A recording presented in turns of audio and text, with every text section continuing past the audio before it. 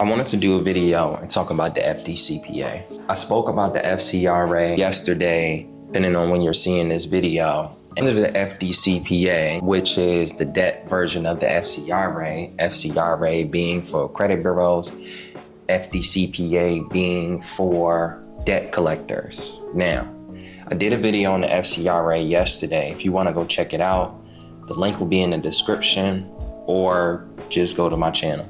That's for the credit bureaus. Now, this is for the debt collectors. The debt collectors have an entire section under the Fair Debt Collection Practices Act where essentially it is enforcing them to be fair. All right? So I'm going to talk about 15 U.S.C. 1692A and on all the way to, it goes to J. All right? I don't think I can fit everything in the video, but we're going to be able to just talk a little bit about that, and hopefully I'm able to give you a little bit more understanding about the FDCPA. Now, first off, thank you guys for tapping in. If you made it this far, it's crazy. Drop a like, okay? Likes help me. It pushes it on the algorithm, and I'll continue to make content. And number 2, subscribe if you're new.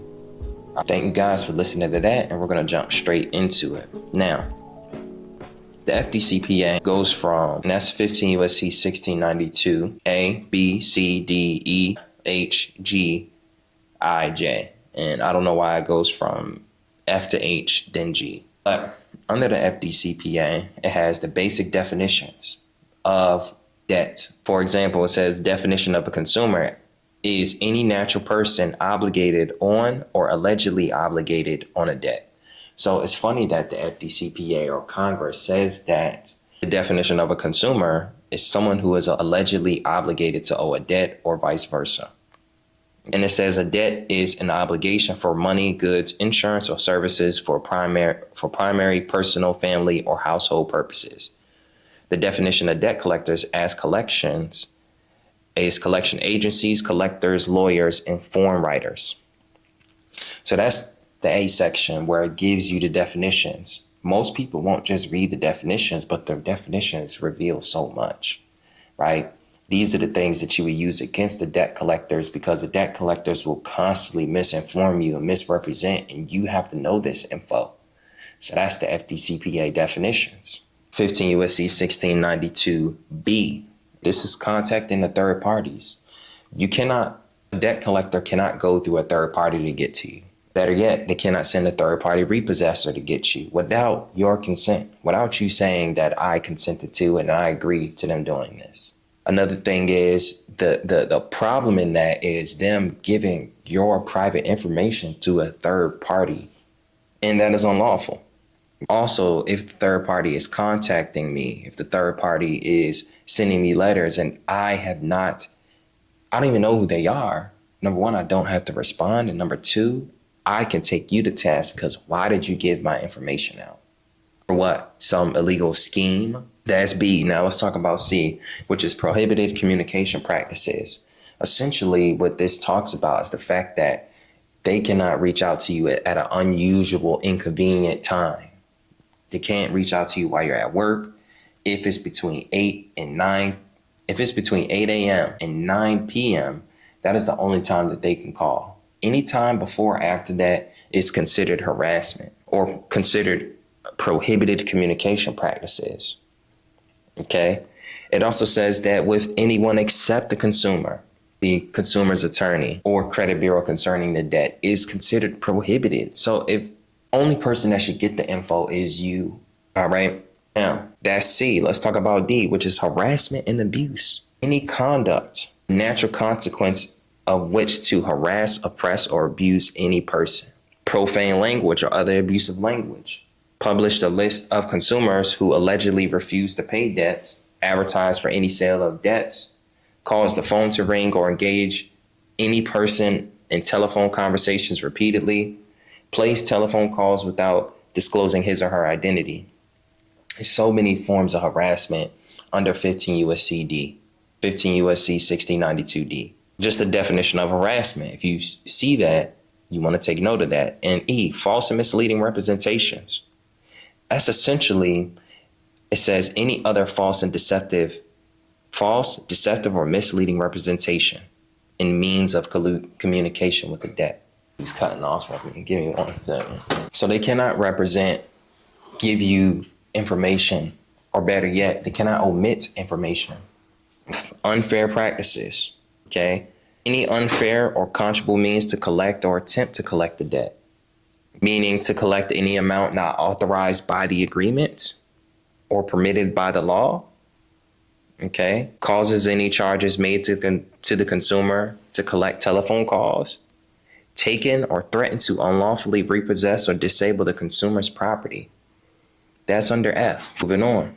Going to H, all right? This is multiple debts. Collector must apply payments on multiple debts in order specified by consumer and cannot apply payments to disputed debts.